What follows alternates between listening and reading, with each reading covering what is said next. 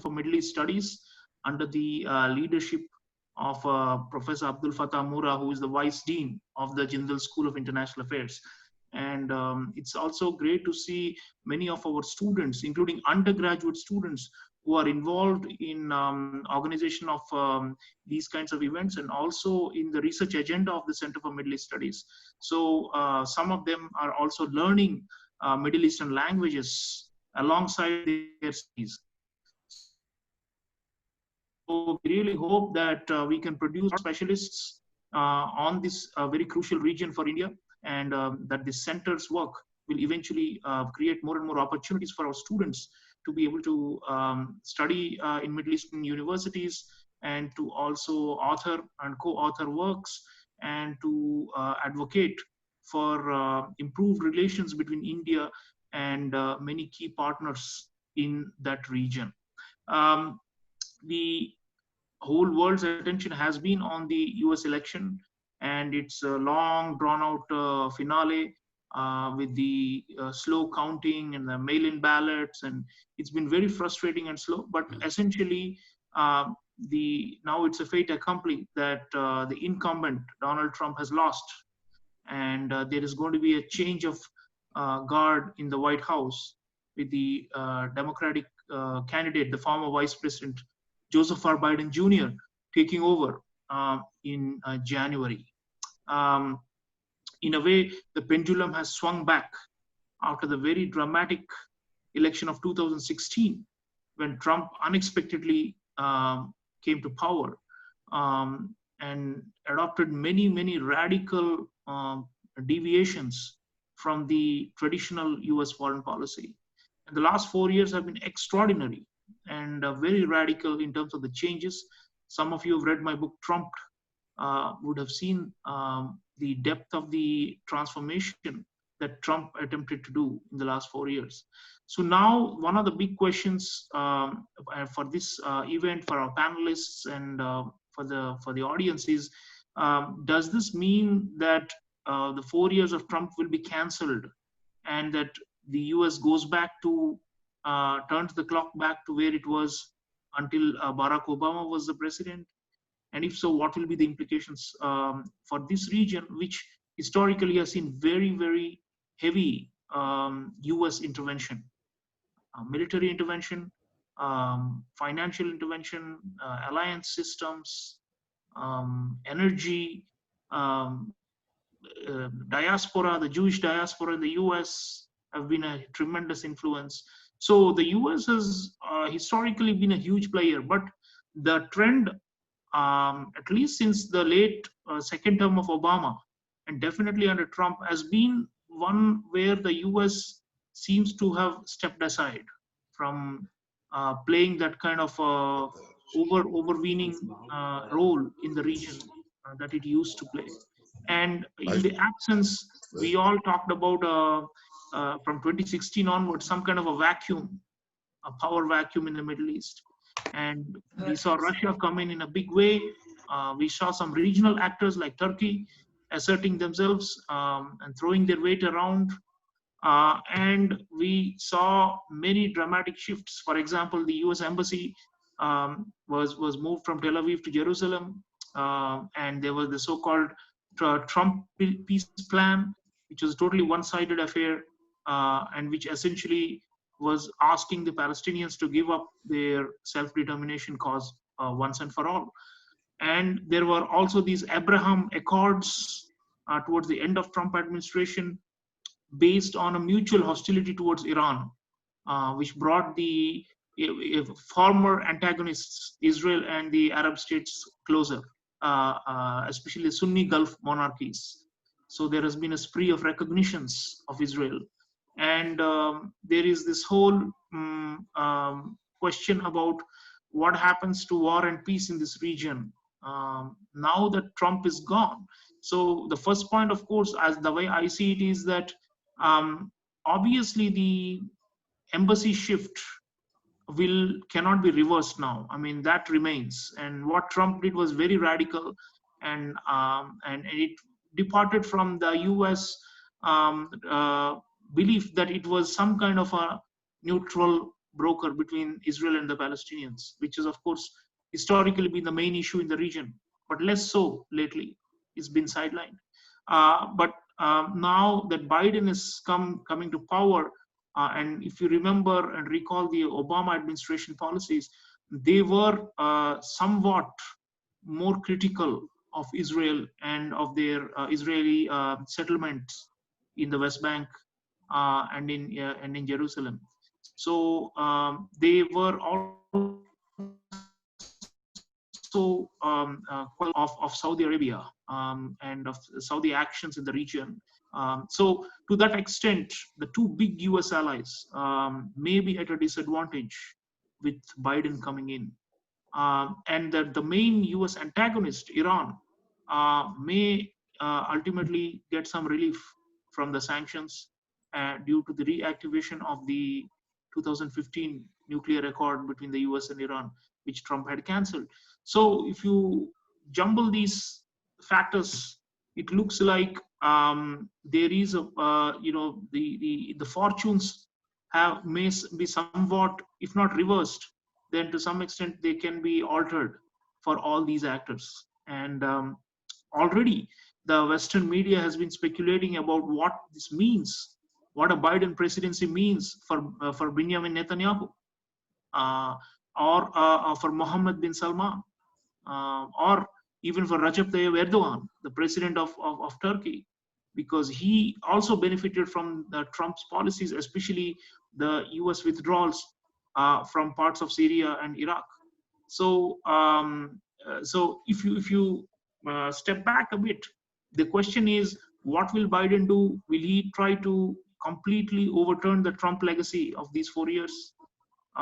Definitely, ideologically, the liberals in the US, they oppose the conservatives, and there is the division. But on the other hand, it bears reminder for everyone that even democratic presidencies have had these allies. It's not that Saudi Arabia is not an ally when the Democrats are in power, or Israel is not a US ally, or that UAE or Bahrain are not US allies. They remain allies. The only thing is the Democrats, they bring in a certain critical perspective because of their liberal values, and because they believe in some sense of fairness, or to be some kind of a neutral broker. And of course, the reality, many people would go back in time to the 1930s when the first US-Saudi alliance was created, all the way till contemporary times. The alliance has remained, whether it is Democrats or Republicans. And especially after 1967 war, the US-Israel alliance has remained, be it Democrat or Republican. So I don't think the alliances themselves will collapse, but what you will see is the kind of long rope, a total freedom that countries like Israel and Saudi, and to a lesser extent Turkey got. Those will now no longer be available, and there will be some kind of a relief for the antagonists of these countries, especially for Iran and possibly for other countries in the region. Um, so I will stop there, and I'll invite our panelists to come in now and to weigh on all these issues, and to think about what this means. I mean, the larger picture question, of course, is this withdrawal of the US. Diplomatically, they were not present. Militarily, of course, they had bases, and they still have presence, a large presence in almost all the Gulf monarchies, and they still have an alliance with Egypt. But the question is, how active will the US be? Will it try to shape the outcomes, especially the issues of a major conflict like the tussle between Iran and Saudi on one hand, or between Israel and the Palestinians on the other hand? And will we see a return of the US in a more active or interventionist manner? And it's hard to foresee. So we are, like Zeus, our student, was saying, we will speculate. My own feeling is that the US is tired and is not capable of exerting its influence the way it used to in the past.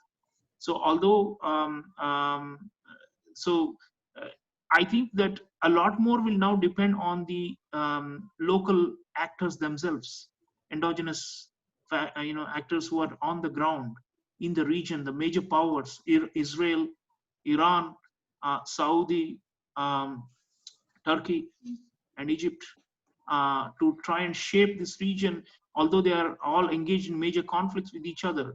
I think to expect the US to come like a policeman or a sheriff to once again run the show, that era is over. Even though Biden talks about bringing back that liberal internationalism, I think the US will have to fix, first of all, they're going through tremendous coronavirus problem, which we don't know, it may last the whole of 2021, the way it's looking right now. The pandemic is quite bad, the economic crisis is quite bad. That's why Trump lost. It's quite obvious. He lost some white working class voters who were his staunch followers in many of the battleground states because of the economic crisis and of the pandemic. And then the US has to grapple with the tremendous social polarization, the racial divisions, class divisions, ideological fights between different factions that we saw in full bloom during the Trump presidency, and even now after the election, with many of those on the right refusing to accept the legitimacy of Biden's victory. So this is, I think, going to be not the kind of US that people have been used to seeing in the past, or at least those who have long memories. And but nonetheless, the alliances remain, the bases, the military bases will remain, but the energy link is also now no longer so powerful as it used to be. The oil, the US need for Middle Eastern oil, those things are now receding.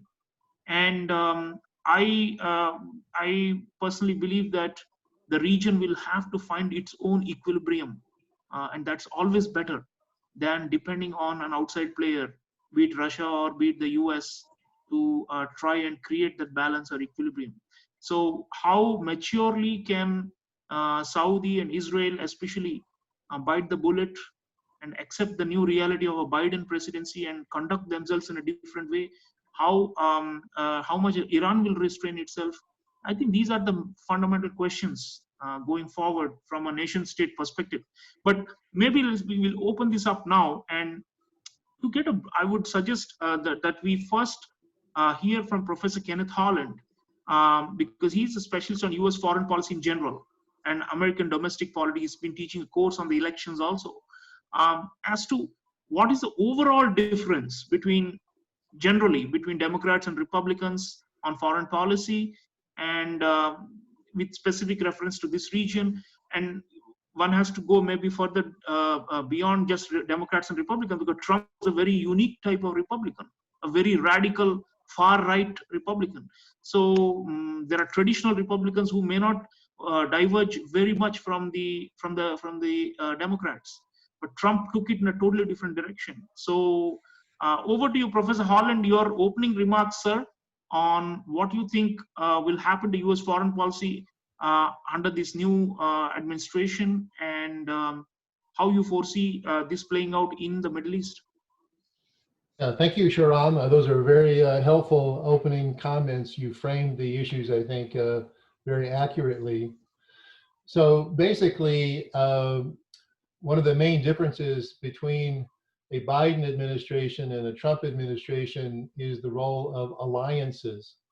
So one of the priorities for a President Biden will be to mend the alliances that Trump has injured, primarily the transatlantic alliances. So obviously the relationship between the United States and France, the United States and Germany, the United States, the European Union, those will all be very critical. So this is the context in which to look at the Iran nuclear deal.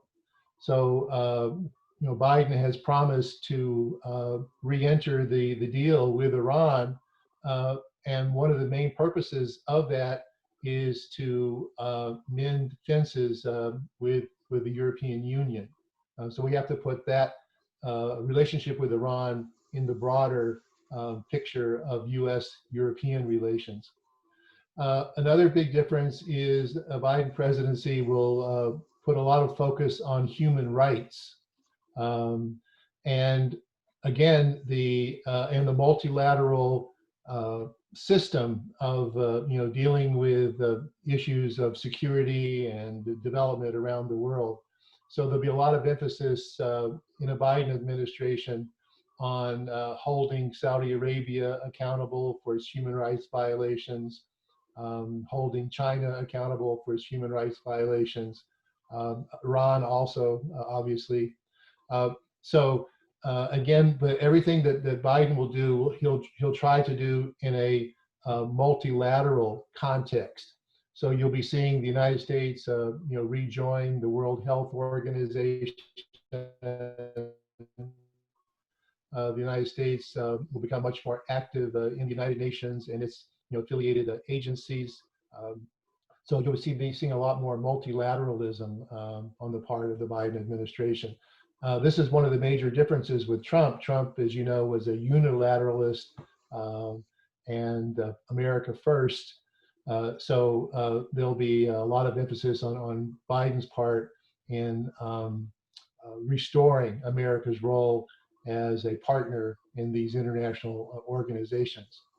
But another thing we have to keep in mind is that throughout Biden's career in Congress, he's been a great friend of Israel. And this is one of the sharp differences between him and the progressive wing of the Democratic Party. So he will resist all efforts by the leftists in the Democratic Party to isolate Israel or to punish Israel or to try to use aid as a weapon to force Israel to agree to a two-state solution. So Biden has said very clearly he will not use Israel's dependence on the economic and military assistance of the United States to force Israel to come to an agreement, with the Palestinians. And in terms of foreign policy priorities, it's also very important to keep in mind that it was during the Obama administration that US foreign policy shifted away from the Middle East toward Asia. And in fact, President Obama called this the pivot to Asia. And then, of course, Trump came along, and all he did was to continue that reorientation of American foreign policy from the Middle East to Asia. And he latched on to a concept developed by Prime Minister Shinzo Abe in Japan called the Free and Open Indo-Pacific. And of course, India is a major player now and was called the Quadrilateral Security Alliance, along with the United States, Japan, and Australia. So the main priority of the Obama administration in terms of foreign policy is to continue the Trump focus on what to do about the rise of China. So that's really number one. And again, what Biden has proposed is that we approach the China challenge in a multilateral way. He says, if all the world's democracies work together to contain China, then we'll be much more successful than if the United States tries to do that alone. So it's really a geopolitical rivalry, and Biden wants to approach that rivalry as a member of a very strong alliance. Then another important consideration is that there are new actors, as you mentioned, Sreeram. Turkey is now, I would call, a revanchist power within the Middle East. You saw the role of Turkey in the recent conflict between Armenia and Azerbaijan. And of course, Azerbaijan emerged as the victor in that conflict, with Turkish support. We've also seen the role of Turkey in Syria. So Turkey is really exercising its muscles, and now we see this very sharp conflict between Turkey and France. So I think the United States will support France in some of its pushback against Turkey's ambitions, to be a major Islamic power in the Middle East. Russia is also a problem, as you know. So Biden will also put a lot of emphasis on containing some of Russia's ambitions as well. So China and Russia, I think, will be the two foreign policy priorities of Biden. And then in terms of the Palestinians, obviously Biden strongly favors a two-state solution. He's opposed to Israeli annexations of portions of the West Bank because it becomes very difficult to put together any contiguous Palestinian territory once you annex these pockets of Israeli settlements on the West Bank. Biden will try to reopen the mission of the Palestine Liberation Organization in Washington. He will reopen the U.S. consulate in East Jerusalem, which is sort of a de facto U.S. embassy to Palestine. He'll also reopen the U.S. policy of providing economic and security assistance to the Palestinians. That will also happen.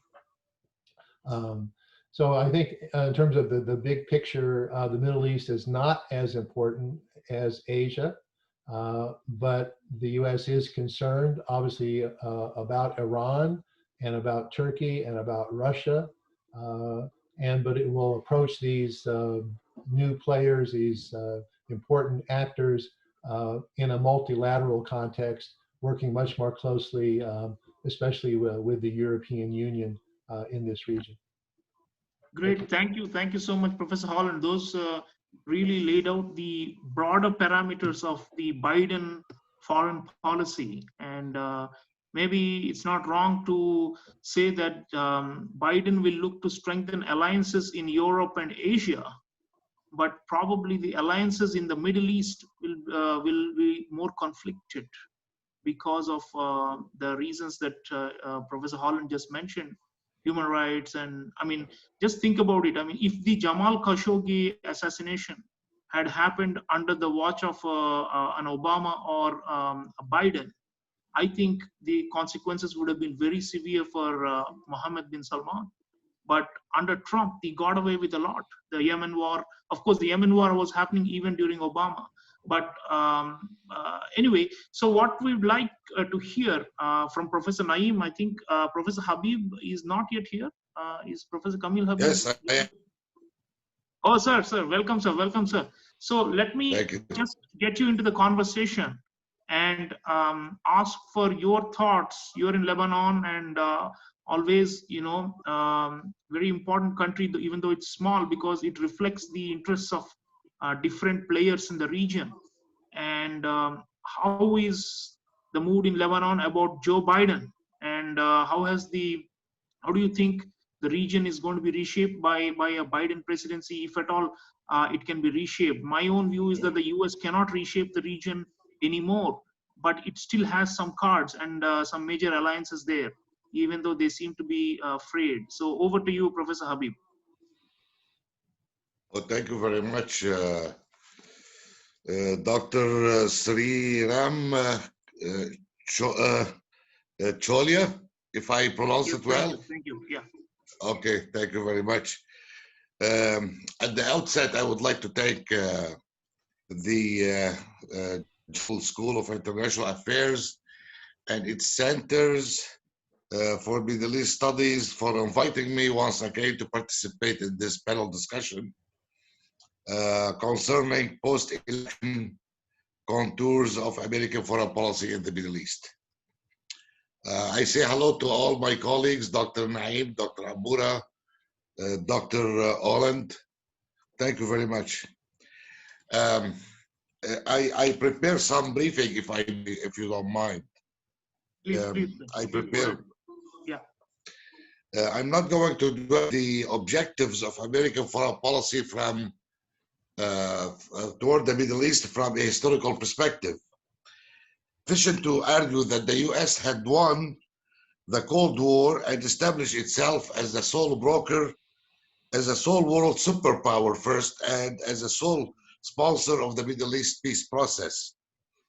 However, in 2008, the U.S. was to face an unpredictable one that hit its economy and its financial system very well. This financial and economic crisis that hit the US in 2008 had forced the Obama administration to abandon many of its commitment in the Middle East, especially in Afghanistan and Iraq. However, with the onset of the Arab Spring, the so-called Arab Spring or Arab Winter in 2011, the Obama administration changed the policy of constructive instability. Said that President Obama and Secretary of State Clinton were accused of supporting ISIS by the current administration, the Trump administration, of supporting ISIS in order to destroy the state system, if there is any such thing, the state system in the Arab world, dividing each state into minority mini states, justifies the existence of it as a state for the Jewish people only. Unlike Obama, Trump perceives foreign policy in terms of business. He defines America's interest in terms of its ability not to work with others in the international community, but in its ability to maintain dominance over others, even its allies and friends. For Trump, he literally blackmailed these and other opposing a checkdown of the Gulf, threatening them, and you pay, you stay. So everything for him in terms of business and how much money he can bring to us. He undo Obama's foreign policy piece by piece. For example, he withdrew from the Paris climate deal and from the Iran nuclear deal. He encouraged London to withdraw from the European Union. He showed unwavering support for the state of Israel, as you mentioned, Dr. He imposed sanctions against Russia, China, Iran, Syria, and Lebanon under the so-called Caesar Law. If Trump did not show any sign of respect for international law, and I myself accused him of moving the international system toward further anarchy. His foreign policy was mirrored his personality. His foreign policy was incoherent. He warned of fire and before saying he was in love with the North Korean leader. Trump is a classic post-Cold War president, an outsider who governed a divided country. Critical of foreign allies, he does not know anything about American creed, and he whose ethnicism had destroyed American ideal. What about American foreign policy today? Foreign policy is in transitional period, and my opinion may look somehow presumptuous based on many ifs. If Biden wins the election, and we see him on the 20th, hopefully on 20th of delivering his speech, if he wins the election, then Washington's foreign policy will go through some kind of restoration, repair, and renovation. A, cooperative approach with America's historical allies, especially Europe and Canada. B, repairs of America's image in the Arab world, especially with respect to the Palestinian cause. It was reported that Biden will open, or he is ready, a consulate service in Jerusalem. C, renovation of the deal with Iran and renovation of Washington's relations with China and Russia. But until then, conflict and uncertainty reign over American foreign policy in the Middle East. I doubted very much if Biden will be able to force Turkey to rationalize its foreign policy or to pursue less active foreign. With respect to Israel, I would say that American continuity rather than change will be the hallmark of American foreign policy in the Middle East and toward the Arab and the Palestinian cause. If I may something about Lebanon, Lebanon is very weak, very divided country. It is confessional, not a democratic state. Lebanon is facing many problems, economic problem, political problem, and he's in the state of disarray. Lebanon is in a very big trouble. Hopefully, the world will not go bored over our cause in Lebanon. This is what worries me the most, that the world will leave us alone and not pay any attention to what's going on in this country. Is concerned about the 1,500,000 Syrian refugees and about 700,000 Palestinian refugees in our land. It would be helpful for Lebanon if those refugees go back to their countries of origin.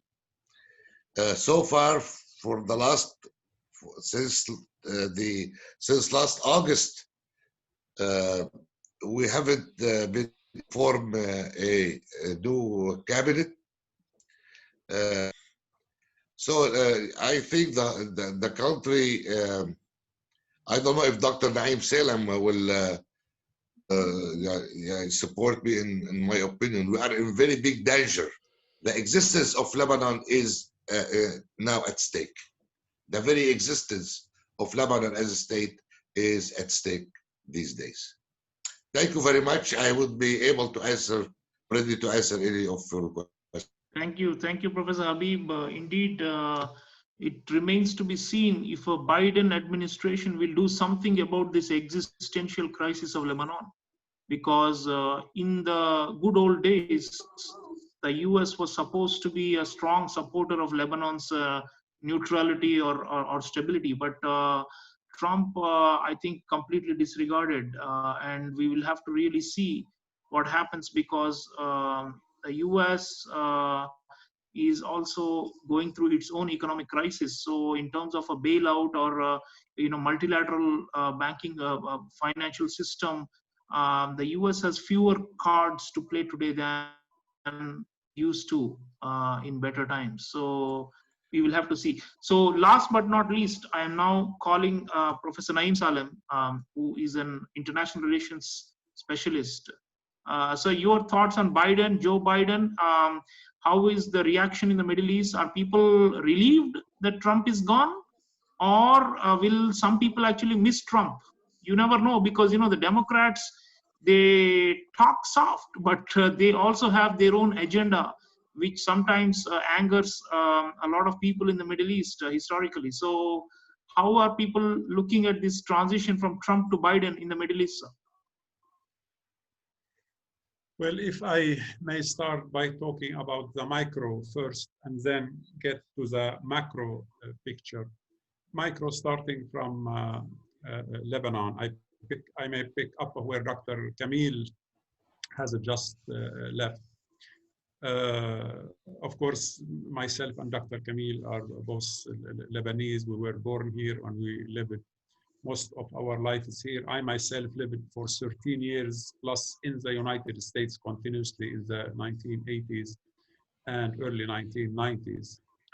And the situation over the past year or so in Lebanon has never been this bad since World War I and the hunger that struck the country in World War I due to the blockade, which resulted in the deaths of 1/3 of the population of Lebanon of that time, 1/3. So from 1918 till now, 2020, we are now in the worst situation that we have ever been. And our problems, more than 80%, I like to be precise generally in what I say. More than 80% are foreign instigated problems on Lebanon. Foreign instigated problems as reflected in the civil war or so-called civil war, which erupted in 1975 and lasted officially until 1990. The so-called civil war in Lebanon was actually a foreign war using the Lebanese on Lebanon's territory. It was a regional war, an international war on us. Okay, the war stopped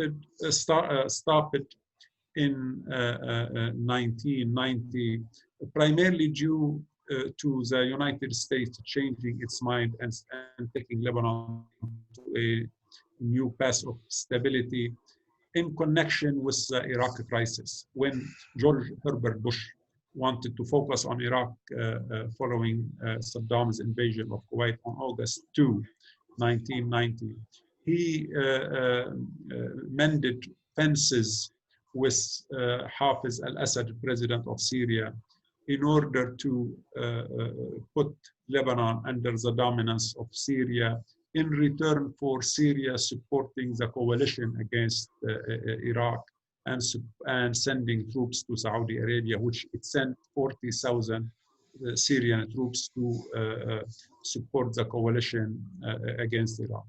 For President Hafez al-Assad, actually, he didn't have much choice except doing that in order to save Syria as much as possible.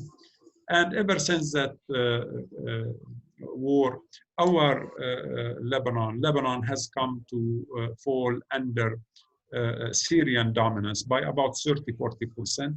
Another 30–40% of the dominance was, military security dominance was exercised on us by Syria, political dominance by Saudi Arabia through Mr. Hariri, and economic dominance by both the Saudi and the American. So there was some kind of tripartite umbrella put upon us, regional and international umbrella, which kept the situation more or less standing on its feet in Lebanon. Until the coming of the Trump administration. And the Trump administration and Trump himself being personally involved in everything, he seeks to trespass institution and the establishment in the United States. And through the sanctions put on us and on Syria, and as a consequence of the 10-year war on Syria now, the destruction of the economy of Syria, the destruction of Syria as a society, all of this reflected very badly on us. Officially, we have the costs of the Syria war on us have surpassed $40 billion over the past 10 years. $40 billion for a small country of 5 million people. Of course, the consequences of the international war on Syria, and it is an international war on Syria, it is not for human rights as a claimant. At least for Syrian economy and people, and more billion amount of. On top of it all, they put us in Lebanon and sanctions on us. The sanctions, the spiking of the increasing sanctions, this has come and also Lebanon's economy.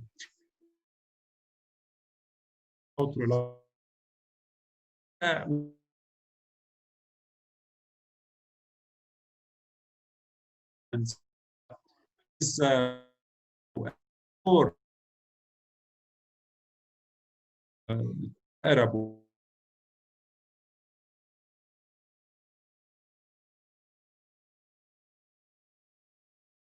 very much affect October 17 last year.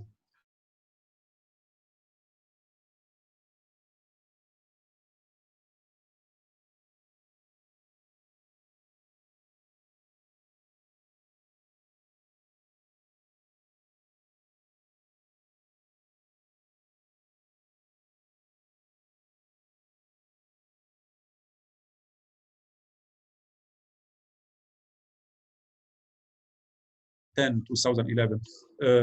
It reached us in Lebanon in full swing in last year, in September, October of last year.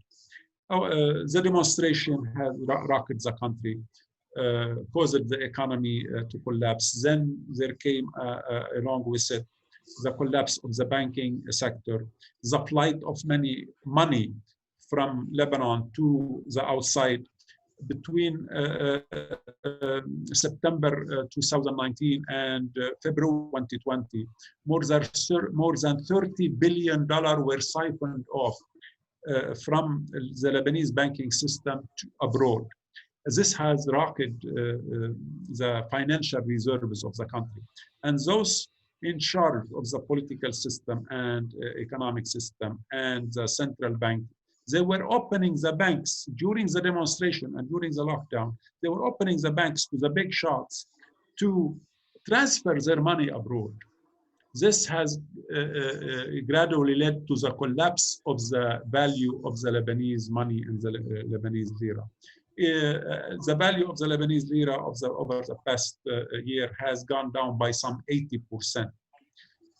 Given that the money has been siphoned off to the outside, given that export and imports have stopped, and the jewel of our economy for 5-6 decades, our economy in Lebanon, 7 decades, has been the banking sector, some of the most successful banking sector in the world. And banking secrecy was bringing money from the Arab world and from the Middle East to us. The fact that the money, the system collapsed, this has led to the collapse of the economy as a whole. And this has been catastrophic on us. To top that, there came, like the rest of the world, the problem of Corona and the lockdown. And to top it all, then there came the explosion that hit Lebanon on August 4, 2020, 100 days ago. And this has really devastated us. The explosion's consequences on the economy are in the neighborhood of $15 billion of losses. Beirut has been devastated. About 40% of Beirut was destroyed, either partly or wholly. The seaport of Beirut, the most important seaport on the Eastern Mediterranean, all of the Eastern Mediterranean was devastated.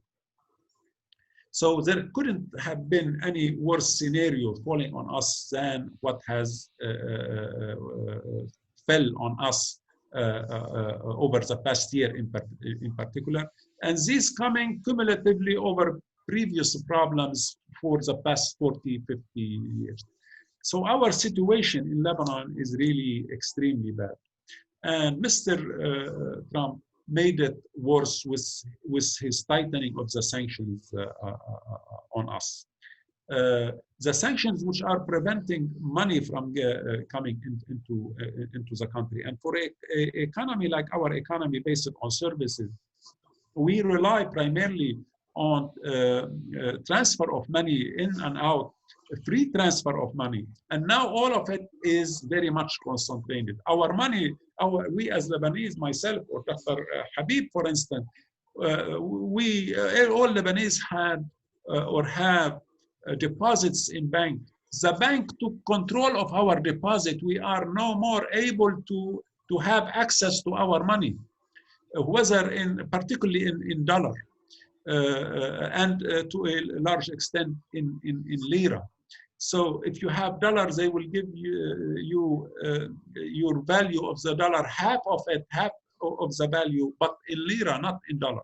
Yani, to summarize this issue in particular, yani, they have skimmed about 55% of the between 55 and 60% of the value of our money through boomeranging games which they have done in the financial and monetary system. And this has led to the impoverishment of the Lebanese people like no other places in the world in less than 1 year. It is an amazing disaster that has fallen on Lebanon and Lebanese. I myself, I am a specialist in international affairs. I myself predicted the Saddam's invasion in my PhD dissertation in which I finished in 1992. In 1985, I predicted Iraq's invasion of Kuwait. I predicted in last March that Mr. Trump is finished, gone. He will not win. And I bet with so many people on that, including with my supervisor, my PhD supervisor, Dr. William Stanley in the United States. He was telling me months ago and up till November 3rd that Trump will win. I said, no, Trump will not win. And I was calculating this assessment very, very meticulously. And actually, Trump has lost now by about 5.5 million votes. So Trump is gone, but he will not leave. He will be leaving kicking and screaming and causing a lot of dust and a lot of problems before leaving on January 20. I myself say that there isn't much fundamental problem between the Republican and Democrat when it comes to foreign policy, probably by 20%. There are differences in the implementation of US foreign policy, specifically in the Middle East. But this 20% sometimes may be catastrophic on some countries. One example on that, which all of us would know. Suppose Al Gore won the election in 1990, and he became the president. The whole war on Iraq would not have taken place. The whole war on Iraq would not have taken place. So sometimes, therefore, there is a fundamental difference in the approach in which a president or a political party takes. But overall, the US foreign policy in the Middle East has always been influenced by two factors: Israel and the absolute support of Israel, and oil. These have been top two priorities for the Republican as well as the Democrat. On the issues of human rights, the Republican didn't care much generally on human rights, but at least in public. While the Democrats have made the issue of a human right a concern of theirs, and they wanted to apply. So suppose that Mr. Biden will assume the presidency, and he will, of course, by January 20. I think the Biden administration will reshape, at least not in crux, policy in the direction of more diplomacy and less heavy stick approach, which has been used by Trump for the past 4 years. Yani, Mr. Trump came for a visit 2 years ago to Saudi Arabia, 24-hour visit, carrying the heavy stick, and he swindled the Saudi government and Saudi monarchy of $480 billion in only 24-hour visit.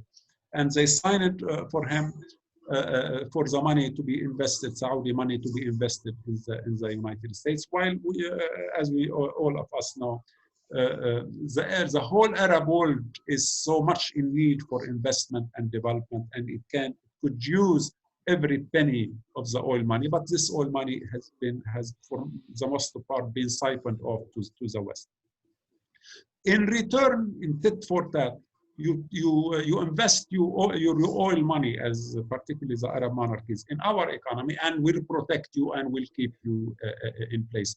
Whatever you want to do with the human right, kill Khashoggi, another 100 Khashoggi, another 1,000, no problem. as long as you follow our overall instruction. And for the most part, the monarchies of the Arab world, all of them, the 6 Arab monarchies in the Gulf, in addition to Jordan, in addition to Morocco, they like very much the Republicans.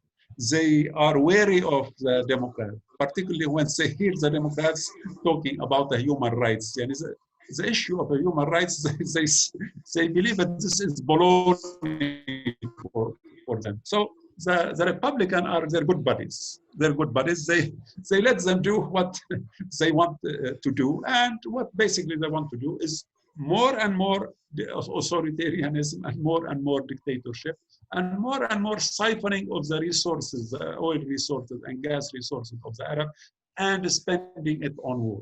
As we know, over the past 10 years, the Arab monarchies have spent more than $300 billion, more than $300 billion on war. On the war on Syria, the Arab monarchies have financed this war to the tune of $200 billion on Syria alone.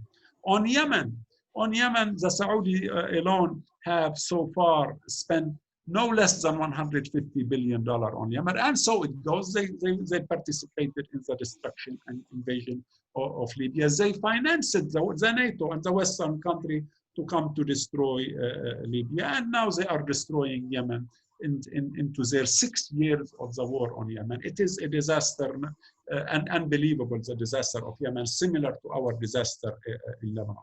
So instead of the oil money being used for the development of the Arab world and education of the Arab world and eradicating illiteracy in the Arab world, the oil money has been used on wars and more wars throughout the Arab world. 1 and 2, financing the Western countries, particularly America's wars on the Arabs to a large extent. Most of the wars which the United States had waged on the Arabs, on Iraq in 1990s, the second war on Iraq in 2003, have been financed by Arab money. They did not cost much the money to the United States itself. This is unprecedented in international relations. Yani, people, they finance the wars on them and transfer the money for the foreign powers to wage these wars on them or on their brothers and sisters in the region. So really the situation in the, whether in Lebanon or the Middle East as a whole, is disastrous. And I myself see that Biden, no matter what, how bad Biden is, he would certainly be a good degree better than Trump. To one degree, other he would be better. 20% maybe, sir. 20%, as you've been saying. But thank you, Professor Salam. I will come back to you. These are excellent opening comments. Now we will do a shorter round where I will request the panelists to make brief, 1 or 2 minute, summary argument, and then we'll open up for questions. So rather than a longer one. So my question to all of you, starting with Professor Holland, the sanctions is a point that Professor Naeem Salam raised. And it's obvious, and like all of us know, that because of the legacy of the Iran nuclear deal and the lifting of sanctions by Obama in 2015, there is a lot of expectation in Iran, which is a major player in this region, that sanctions will eventually be lifted again. So, and that will have ripple effects for this whole region because, of the so-called Shia crescent. And so the sanctions on Iran is the reason why they say that they also have to sanction Syria, and also why they say because of Hezbollah, they have to sanction Lebanon. So my question is to all of you, that seems like one thing that may shift a lot. Other things, alliances and all, like we mentioned, Israel will remain the ally, Saudi will remain ally with some disagreements. But the shift primarily, I think the number one, the biggest change will be over Iran. And from the General Qasem Soleimani's assassination in January this year, and next January, we may see a completely different approach by the US. They will not, I think, use this maximum pressure strategy of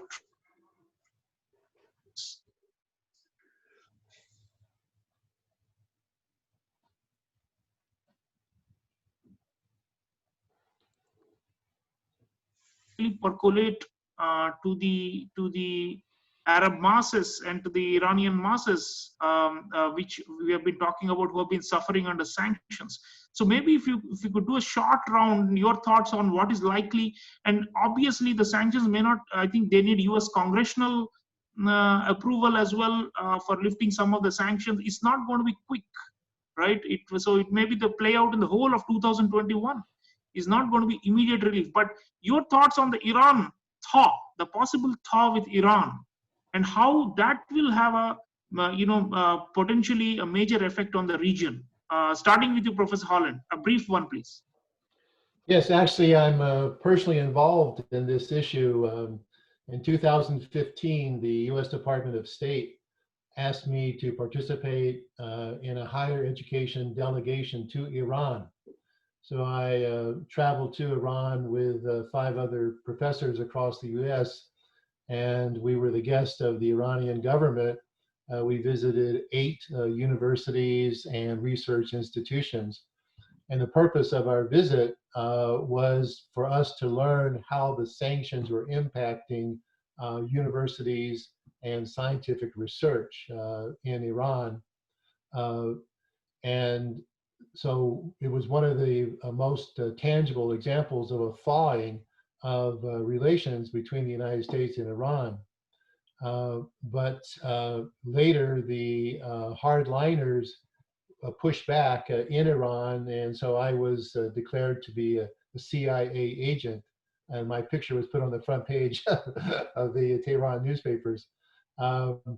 So I saw at that time that there was a very sincere interest on the part of the Obama administration in normalizing relations with Iran.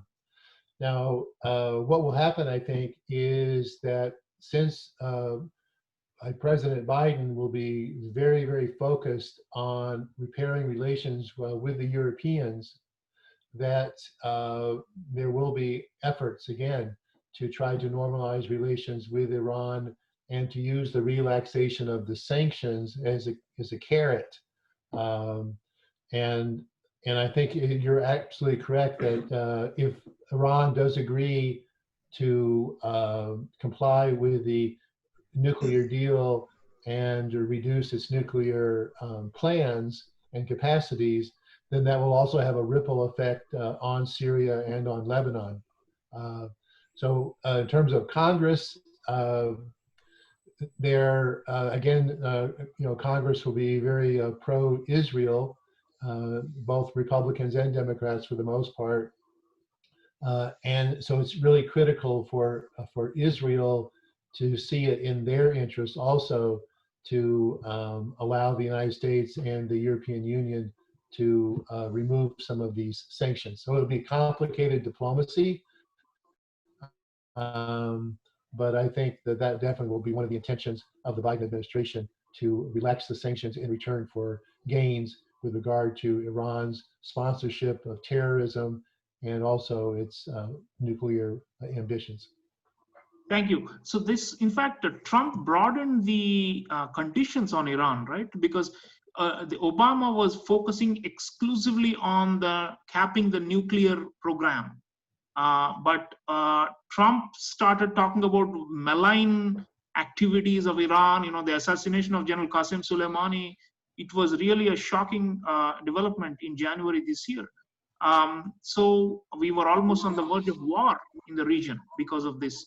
So, but I think the Iranians were smart. They thought that they had to lie low and not to provoke the US too much because they were expecting that Trump might be defeated.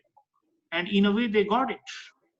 But now the question, Professor Habib, are you hopeful about Iran-US improvement? And will that help you in Lebanon? Briefly, sir. Very much so. And I think as Lebanese, we have interest in seeing some kind of restoration of that nuclear deal between the United States and 5 other countries with Iran. I think this deal is a part of the international law. And as we said, Mr. Trump had no respect for international law. At any rate, as Lebanese, Syrian, so to speak, we do have interest in seeing that kind of restoration deal between, with some kind of amendment. I think the amendment to that deal will be more in terms of procedural amendment rather than substantive. But at any rate, I think Mr. Biden will go toward the relaxation of tensions between Washington and Tehran, and that will be more will be welcome in Lebanon, Syria, and in other places, even in Yemen. The problem will be raised between Washington and the Gulf, the monarchies in the Gulf. The other issue is that between the United States and Turkey. Turkey is playing a not a favorable role in the Middle East and elsewhere. They have bad relations with France, bad relations with Greece, bad relations with Syria. He moved. He sent mercenaries to Libya. He sent mercenaries to Nagorno-Karabakh. Mr. Erdogan is playing very dangerous foreign policy, and he's adopting a foreign policy that bigger than what Turkey can deliver. So I think two things, Turkey and Iran, will add in order to see what kind of a change in American foreign policy toward the Middle East. But let's say this. Now, I think Dr. Salem and I and everyone agree that Mr. Biden will deliver his inaugural speech on 20th. But you have 50%, almost 50% of American people vote for Biden. The question I am asking myself and others, will the American foreign policy will be effective having 50% not voting for Mr. and having this very divided country at racial terms? But I would like to add one remark. 72% of the Jewish community in the United States voted for Biden, didn't vote for Trump. Why? Because Trump gave everything he can give. So why having him for 4 years? So, well, another president, Mr. Biden, and try to get even more from him. There is a joke in Lebanon on at this day. Mr. Trump asking Netanyahu, what more do you want from me? Are you going to control the United States or occupy the United States? And Mr. Netanyahu, not Mr. Netanyahu, terrorist anyway. Netanyahu, we did that anyway. We are in control of the United States. So, you know, so this illustrates the fact that nothing will change regarding the American relationship. Hoping that Mr. Biden will continue to support the two states solution. Any solution agreed on by the Palestinian will be agreed on by the Lebanese and the Syrian and all the Arab worlds. Expect to see some positive in the next 4 years regarding American foreign policy toward the East. Thank you. Thank you, Professor Habib.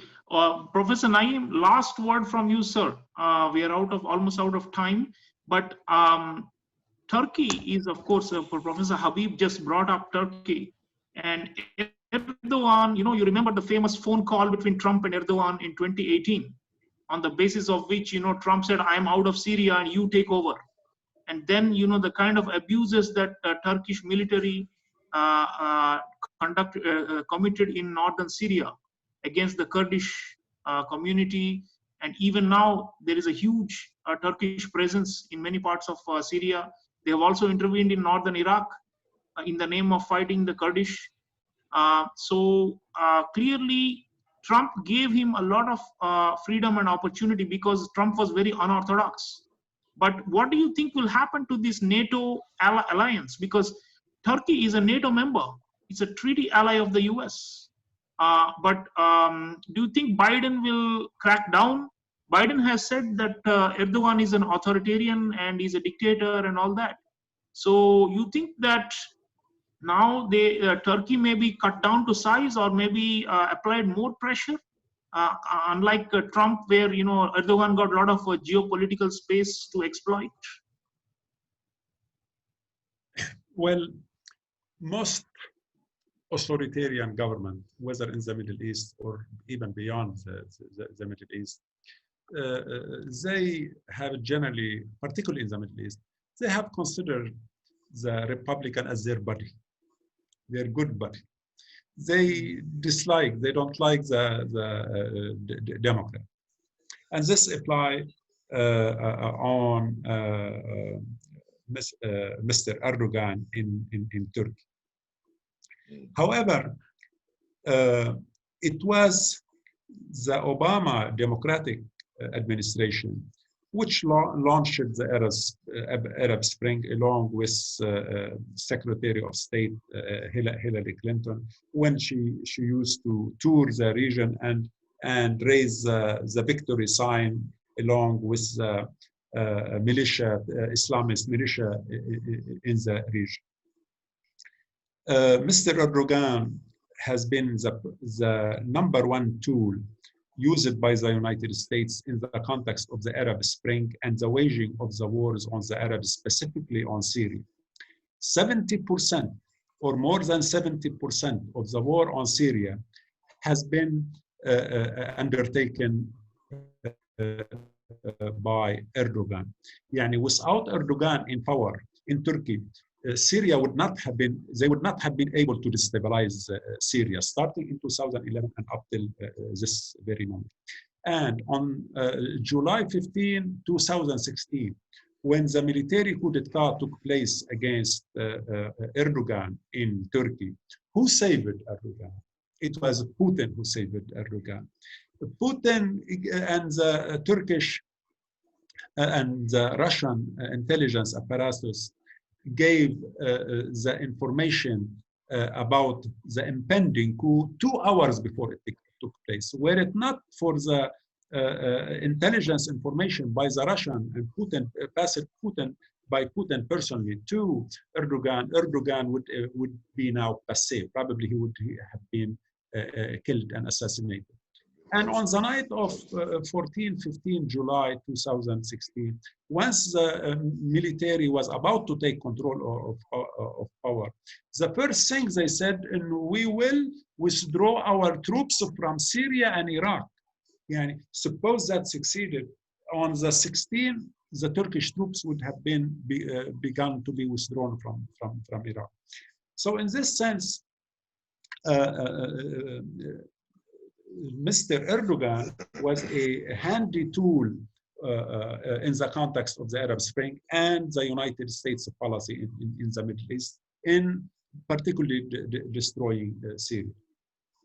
Even though the Trump administration did a turnaround against the Islamist terror groups, and he even began to criticize Daesh or ISIS before he became president in 2016 and 2015. One reason was that the Republicans were going in the direction of changing course, whereas the Democrat wanted to stick with the Muslim Brotherhood and with the various Islamist groups who were supporting in the context of the Arab Spring. There is some kind of differences in the foreign policy when it comes to the support of the Islamist groups in general in the Middle East. In brief, who created the Muslim Brotherhood? It was the British created the Muslim Brotherhood in 1928. And the Muslim Brotherhood, most of the high apparatchiks of the Muslim Brotherhood reside in London before the Arab Spring by many years and continue till now. So they have been supported by primarily the United States and Britain, by these two Anglo-Saxon power. They wanted to use, the general plan is to use the Islamist groups to control the Middle East and through the Islamist group, that facilitates their own imperial controls on the region. Nationalist groups, they would be more difficult to control or to manage by the imperial power. For nationalist groups, for most of them, 1 + 1 makes 2.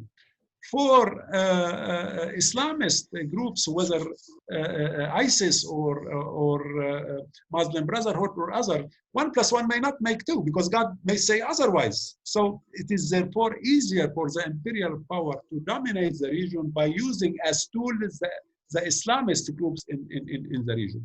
And up till this very moment, most of the Islamist groups are still to one degree or another supported by the United States. The various political Islamist parties in Maghreb, in Morocco, in Tunis, they are supported by the United States now as we speak. In Jordan, the Muslim Brothers are supported by the United States and Britain. So I don't expect the Anglo-Saxon foreign policy to get out of this paradigm and leaving the Islamist groups. And one example on that, the United States waged a bloody war and invasion of Afghanistan after 9/11 in 2001. And then they waged this destructive war on Afghanistan. Taliban specific, Mike Pompeo 2 months ago, he attended a conference in Doha, in Qatar, in which the United States basically signed it again on bringing Taliban into power after 19 years of fighting with Taliban. So they have this love-lost affair with the Islamist groups for ulterior motives.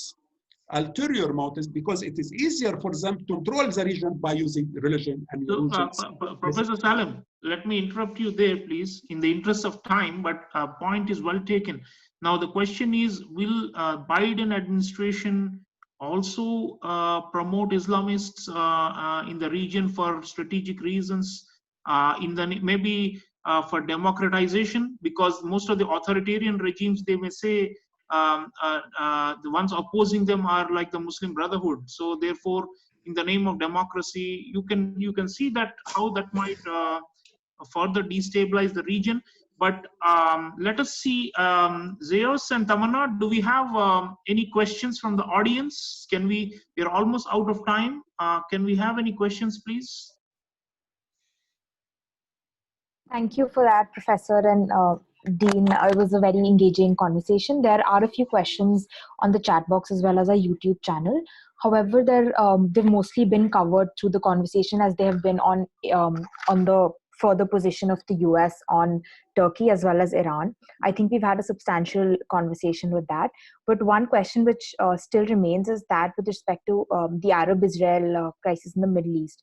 So there's been a question which talks about, a lot of speakers spoke how Biden has been supported by almost 77% of the Jewish voters in the United States who didn't vote for Trump, knowing that Trump has almost given everything to the Jewish cause. Furthermore, Biden has been said to be a very a pro-Israel a nominee for the US presidential elections throughout his campaign as well. And considering he has not really mentioned the word occupation in his foreign policy platform till date regarding the West Bank, do you really think this pro-Israel position of Biden will be of any benefit to the Palestinian cause?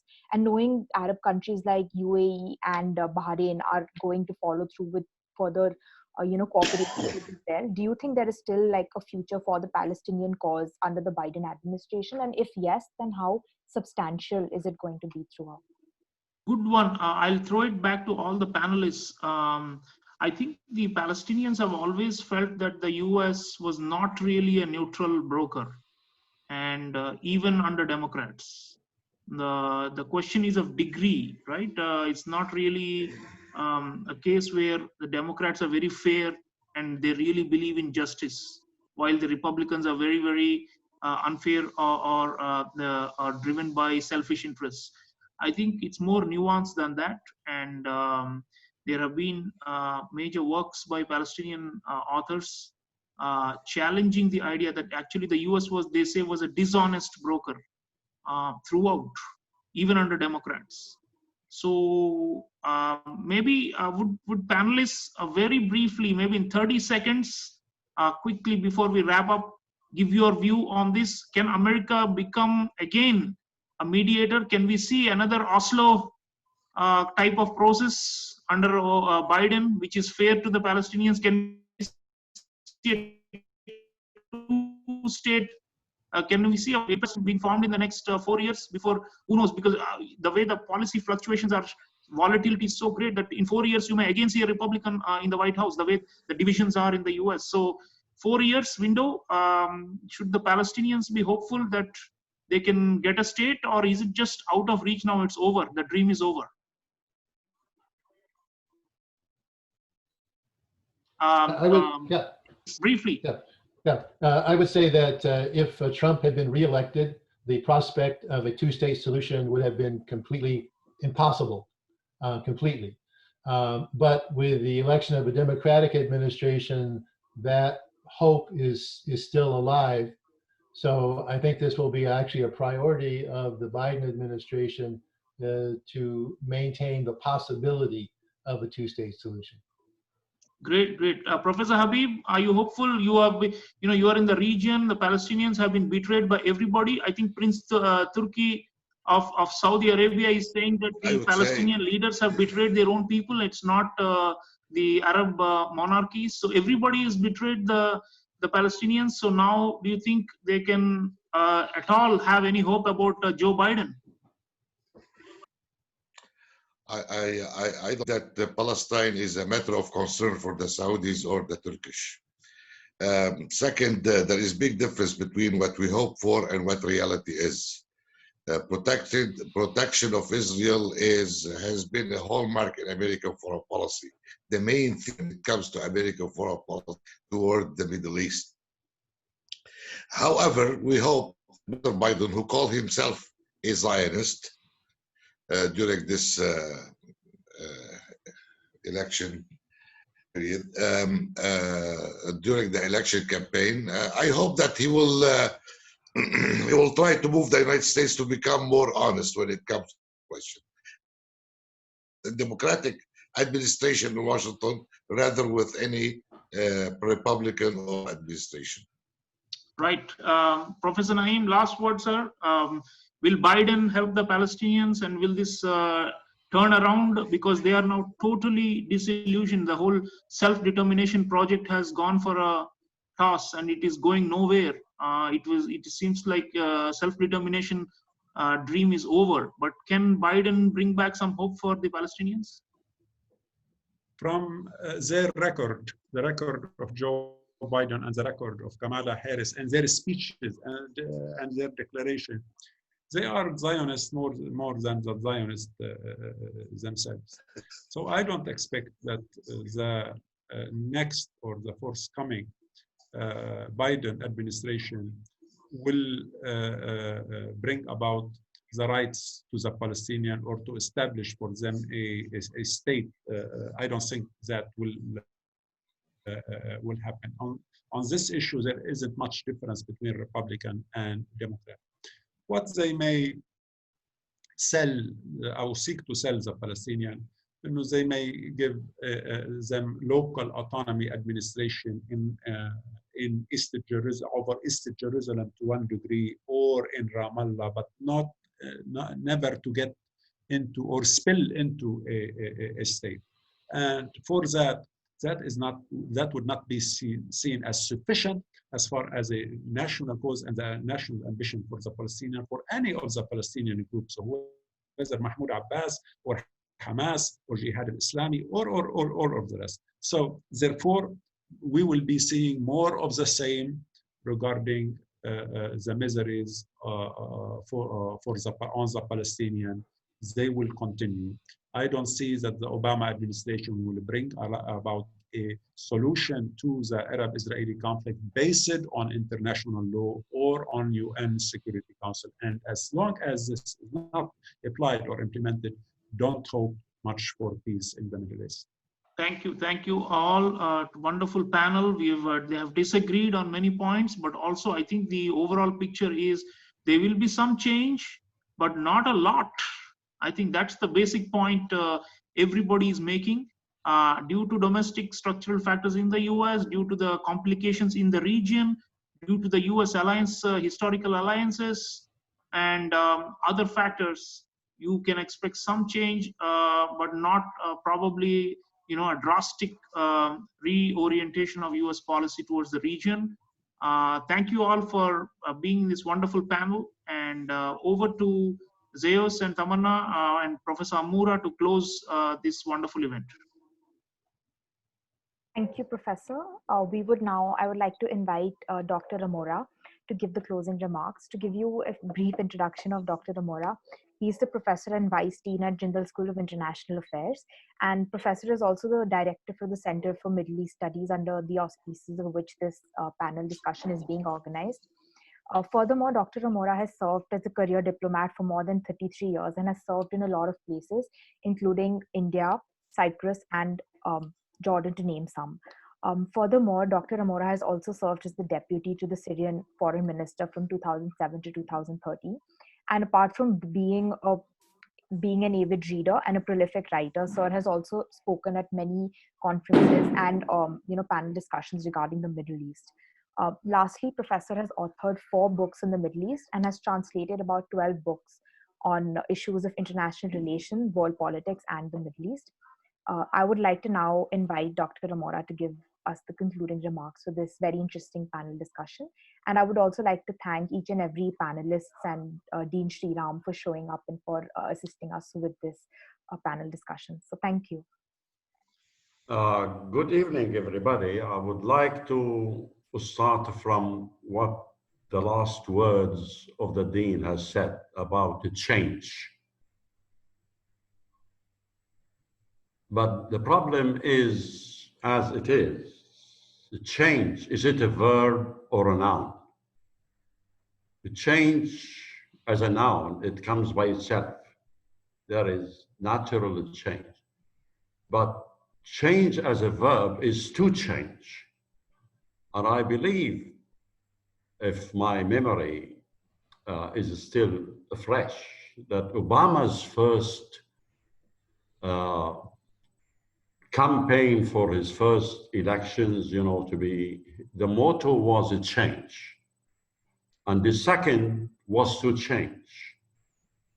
Now, change is the dooms of the day, and everybody is changing. And the change here is to be by consent and through negotiations based on international law. If there is no respect to international law, when others' territories are being granted to an occupation force, there is no international law. And if one goes to the history of all nations and history of all peoples in the world, even though it took centuries, but still in the end of the day, they did not give up. The Middle East itself has really been suffering over more than 5 decades, 4 decades under the Ottoman Empire and 1 decade under the, colonial powers. And now there is another decade. You mean century? Century? You mean century, not decade. Yeah, I'm sorry, century. However, I would like, to thank Dr. Chaulia, Dean of the School of International Affairs, for accepting to moderate this very important and timely debate on a very important, topic, which is the talk of everybody, not only in the Middle East, but in Asia, in Latin America, in Africa, hoping that that change of presidency in the United States will give some fruits. I would like also to thank the 3 distinguished panelists, Dr.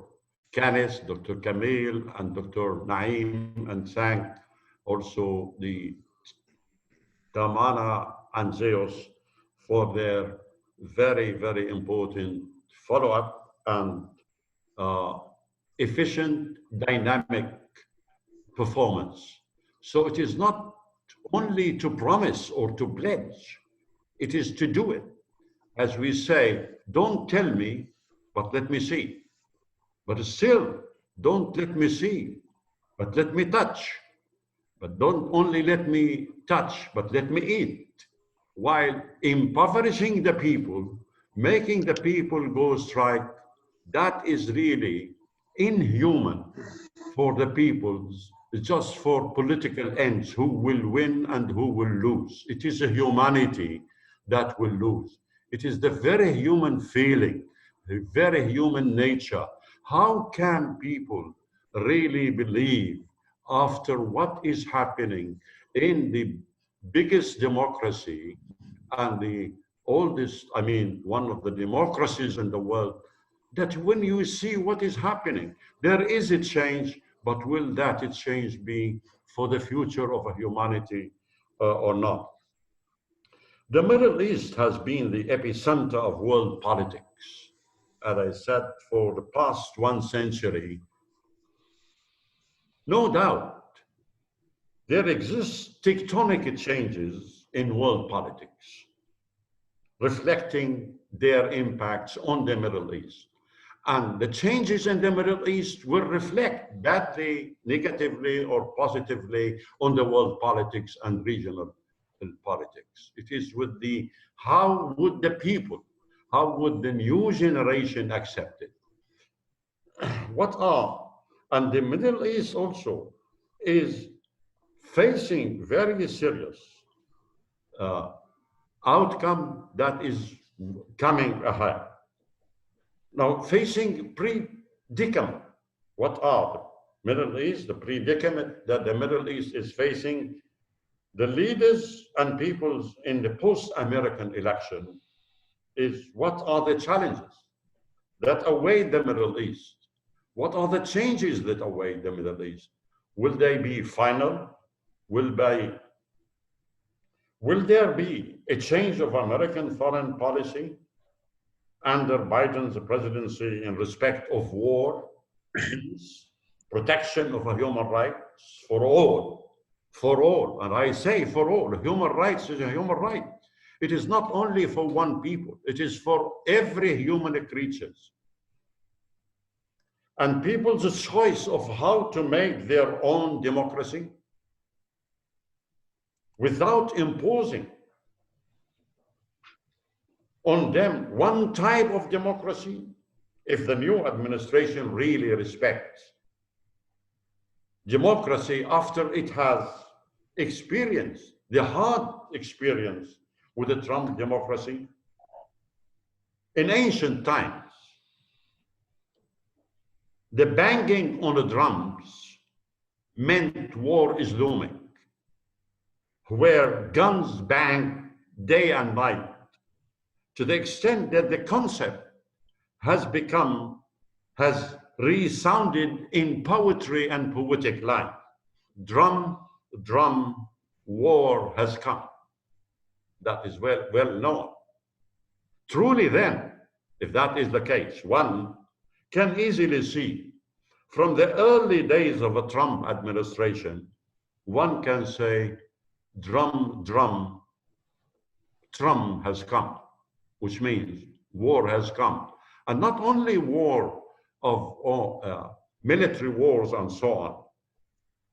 Now, his era was full of all types of wars, from proxy wars to trade and sanction wars against the friends, partners, and even allies, the media, the minorities, and the colored people. However, banging on the drums in the Middle East is a signal of celebration, such as wedding ceremonies and happy days. One may wonder whether Biden will bang on colored Middle East and Western drums through diplomacy and not wars, or simply hit here and there or bump painfully. The respected panelists hit all the points and argued the various scenarios from pragmatic perspectives related to the foreign policy that makes the new presidency busy to think how to deal with the Middle East. I don't want to repeat, of course, with Russia, with China, with the Saudi Arabia, with Iran, with Egypt, and so on. But there are very important points which I wanted to have, after listening to these experienced, renounced panelists and the introduction of the dean. There, Biden has a chance, I believe, if he can, and I put it between brackets, if he can, has a chance to distance himself from the Trump's administration and think pragmatically how to solve and to strike not the Trump's deal of the century, but Biden's deal of the century, if he could achieve a kind of peace and avoid war, which I believe that is possible. And that is if there is realism, if there is also some recognition. Finally, no doubt foreign policy is a war game. And I quote here what I have read, Dr. Habib's book, as Thomas Schelling argues by saying, in war is not a zero-sum game, and is not necessarily an alternative to bargaining, but a process of bargaining, so that we have a longer process of bargaining. The power to hurt is bargaining power. To exploit it, I here underline to exploit it, meaning to manipulate it, but not by the stick, and neither by the carrot, but to exploit it by a good, moral, credible, responsible, humanitarian obligation on how you want the world to do. To exploit it, it is diplomacy, but vicious diplomacy. It is diplomacy, vicious diplomacy, but diplomacy. Will Biden use this vicious diplomacy? And will the Middle East leaders use that diplomacy? It is the very core of rationality to avoid war, but without sacrificing your essential principles of sovereignty and inalienable rights to exist independent without any pressure. Can diplomacy work under sanctions, threats, while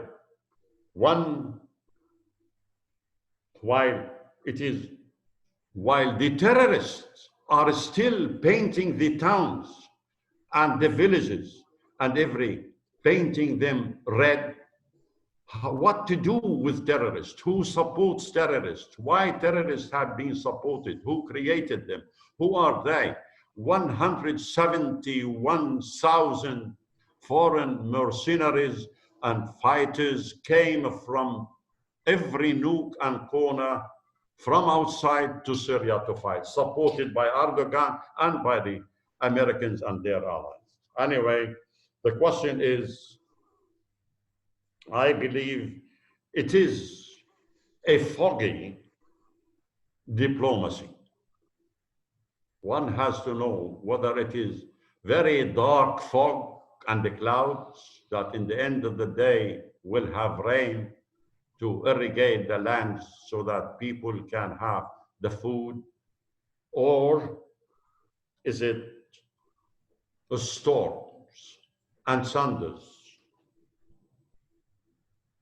that would strike the Middle East, whereby that would lead, what would be the other question? What about the other forces in the world? That is, I believe this is really a dilemma, but I am optimistic.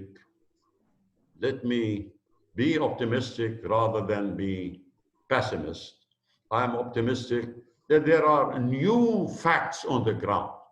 There is no way but for negotiations. The rights of the Palestinians, how come, the rights of the Syrians, the rights of the Lebanese, the rights of all to live in peace and security, why there is no peace?